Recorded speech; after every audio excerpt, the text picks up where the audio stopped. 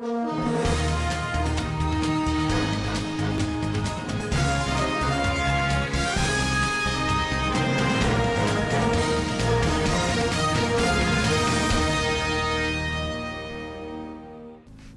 Matawale secures the establishment of ICT hubs in all 3 senatorial districts of the state. Zulum Sadia Farouk, UN officials hold virtual briefings on Northeast humanitarian needs. MBC board disagrees with Lai Mohammed, says minister acted alone. On business, no money was deposited into account of pastor linked to Magu. And on the international scene, Nigeria making progress to reverse U.S. visa restrictions. Hello and welcome to Svtv News. I am Musa Joy Onyoza. Governor Bello Mohammed Matawale Marado has secured the establishment of 3 ICT hub centers in the state from the Ministry of Communications and Digital Economy. This development followed a courtesy visit the governor paid to the Minister of Communications and Digital Economy, Dr. Ali Safrantami, at his office in Abuja. The governor requested the minister to support his administration's effort in the fight against banditry, kidnapping, and cattle rustling through ICT integration in the state. He further noted that ICT integration has now become one of the major ways of securing life and properties of the citizens, which is globally accepted and recognized.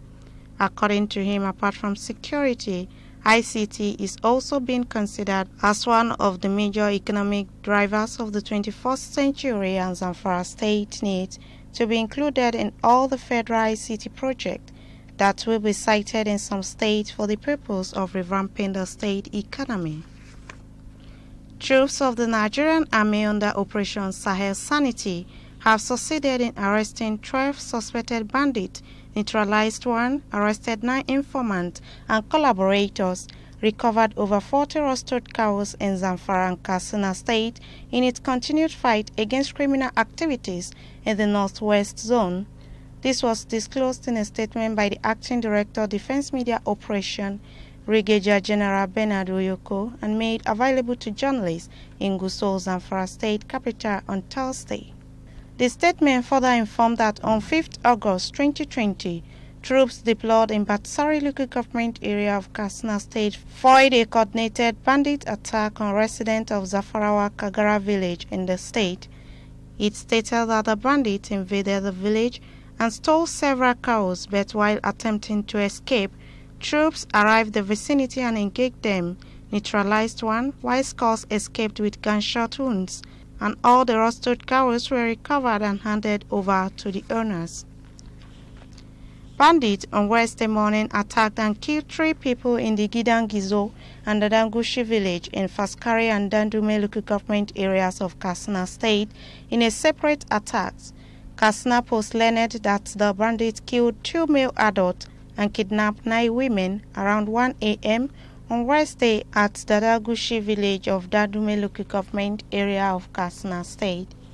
In addition to the killing of a 37-year-old man simply identified as Nasiru Aliu, the bandits also in their numbers, riding motorcycles around 12:30 a.m. ransacked houses in the Gidangizo community. Residents said the assailant also injured 4 persons and kidnapped 2 sisters, Amina Mudi, 23, and Zainaru Mudi, 20. Aliu was said to have been killed when the bandits entered his house and demanded for money, which he said he was said to have been shot from a close range. Borno State Governor Babagana Umara Zulum on Thursday participated in a virtual briefing on steep deterioration of humanitarian situation in the northeast Nigeria. Minister of Humanitarian, Disaster Risk Management and Social Development Sadia Umar Farouk, UN Resident and Humanitarian Coordinator in Nigeria, Sir Edward Callon, heads of the other UN agencies and representatives of the NGOs have attended the briefings. The meeting was aimed at raising profile of Nigerian emergency and mobilized funds, held virtually on Thursday, 13 August 2020.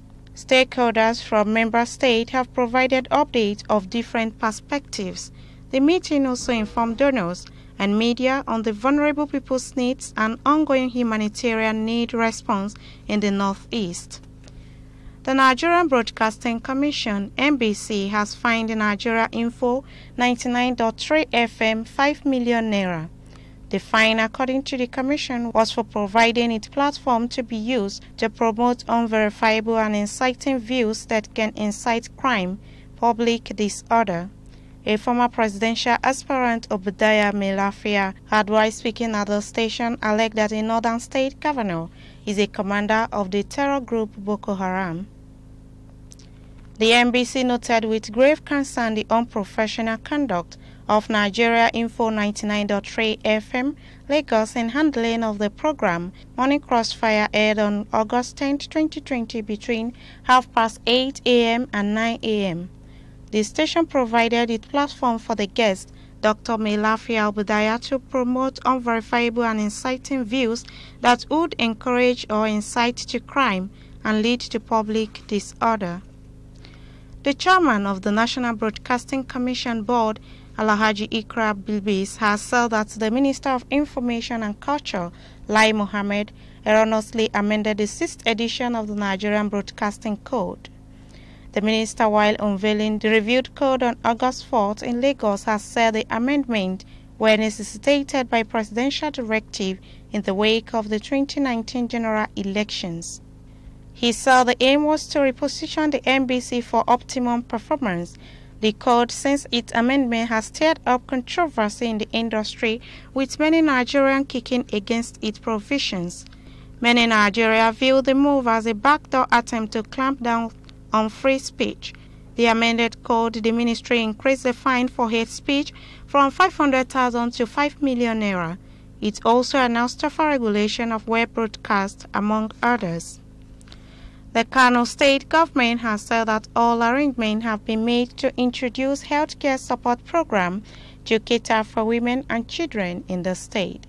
The executive secretary of the State Contributory Healthcare Management Agency, Dr. Halima Mohammed Mejinyawa, made this disclosure during an advocacy visit of the Emir of Karaye, Alhaji Ibrahim Abubakar II, in his palace. Dr. Halima Mejinyawa maintained that the scheme is in addition to the workers and individual healthcare contribution program already on the ground. The executive secretary announced that government has already committed millions of naira for the engagement of 10,000 women and 10,000 children across the 44 local government councils of the state. Traditional rulers from Anambra State on Thursday expressed appreciation to President Muhammadu Buhari for his commitment to development of the country in general and the Southeast in particular. The monarchs, led to the presidential villa by Prince Otto Eze, were received by Chief of Staff to the President, Professor Ibrahim Gambari, who thanked them for coming, adding that the gesture would encourage the President to do even more for the region and the country as a whole. As it is generally said in most parts of the country, when you thank somebody for what he has done, he is encouraged and does more. Professor Gambari said this is an incentive for the President to do more for the country and also for the Southeast. The royal father listed the landmark project embarked upon by President Muhammadu Buhari in their region to include the second Niger bridge that has been presented as an impossible task by previous administrations, but now becoming a reality under President Buhari Kinwatch, the Ogun-Onisha Expressway, Enugu-Port Harcourt Expressway, among others. Alright viewers, we're going to a short commercial break, and when we come back, Standard Voice Television News continues.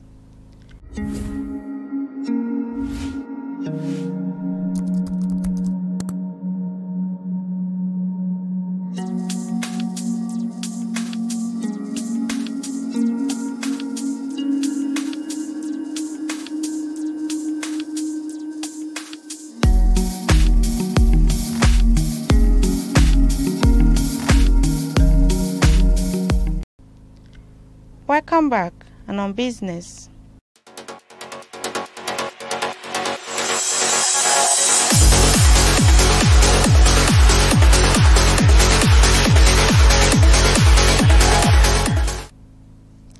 The management of Svtv Monument Bank (FCMB) has refuted stories in the media of alleged deposit of 573 million into the account of an associate of the suspended chairman of the EFCC, Ibrahim Magu.